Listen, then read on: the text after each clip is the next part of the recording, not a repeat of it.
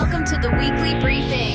Get ready for your daily Pop 5. Welcome back to the Deep Dive. It is Friday, February 6th, 2026. Hey there. So today, we're doing a bit of time travel, or at least some very specific forecasting. That's right. We've got a briefing script for the Daily Pop Vibe weekly show. And it's for tomorrow. We're getting a sneak peek at the narrative they're building for this week. And it is a massive theme. They're calling it a global cultural power shift.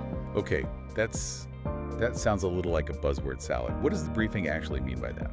I mean, it is a bit buzzy, but the idea is that the center of gravity for culture is moving. Right. We're looking at a collision of three, huge cultural vectors this week. A historic Grammy win, the start of the Winter Olympics, and this counterculture art thing happening in London. The source argues they're not random. Okay, so they're all connected somehow. Exactly. They're evidence that the old Western and digital defaults are, well, they're finally breaking. All right, let's unpack that. Let's start with the music, because the briefing calls the 68th Grammys an earthquake. Yeah. We're talking about Bad Bunny winning Album of the Year for Debí Tirar Más Fotos. Which is huge. Just huge. Finally. And look, the source is really clear that this isn't just about a great record. It's a structural shift. Because it's the first ever Spanish language album to win the top prize. The very first. So that old sort of unwritten rule that you have to sing in English to really dominate the global stage. It's dead. It's dead. Explicitly. The briefing says the Western center of pop is just gone. It's a borderless world now. You don't need to cross over anymore. The audience just comes to you. The audience comes to you. And this momentum is tied directly to the Super Bowl halftime show, right? This Sunday. In Santa Clara, yeah, the source projects what did they call it? A Latin carnival. Legendary energy. So in 1 week, you have the most prestigious industry award and the biggest American media event. Both centering on Latin identity. It's not the niche, it's the main character. Okay, so that's the cultural border breaking down. But the script highlights this other really interesting tension. It's in the visual arts. Yeah, they call it high tech versus high touch. And I think this is the part that, actually affects our daily lives the most. So on one side, you've got the Winter Olympics. Yeah. They started last night in Milan-Cortina. Right. And that opening ceremony was described as a masterclass in Italian digital art. They integrated virtual reality Yeah. directly into an opera performance. Yes.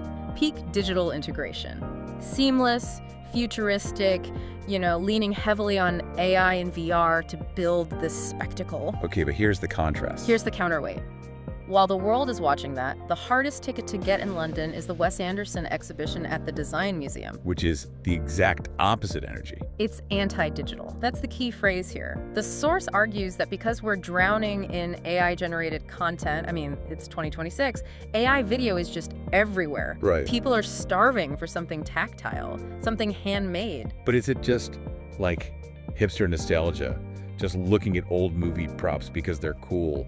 The source says no. They define it as the analog revival.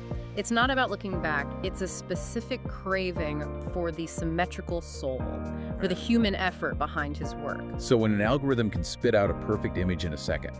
Seeing a little handmade model of a hotel becomes a premium experience. Interesting. So the insight is that as technology becomes perfect and invisible, human imperfection becomes a luxury good. That's it, exactly. It's a tug of war. You have the high-tech Olympics pushing us into the metaverse and the high-touch art world pulling us back to physical reality. It really frames the whole week differently then. Yeah. You have music proving that language barriers don't really exist anymore. While the art world is proving the barrier between real and digital matters more than ever. And it all comes down to identity. Yeah.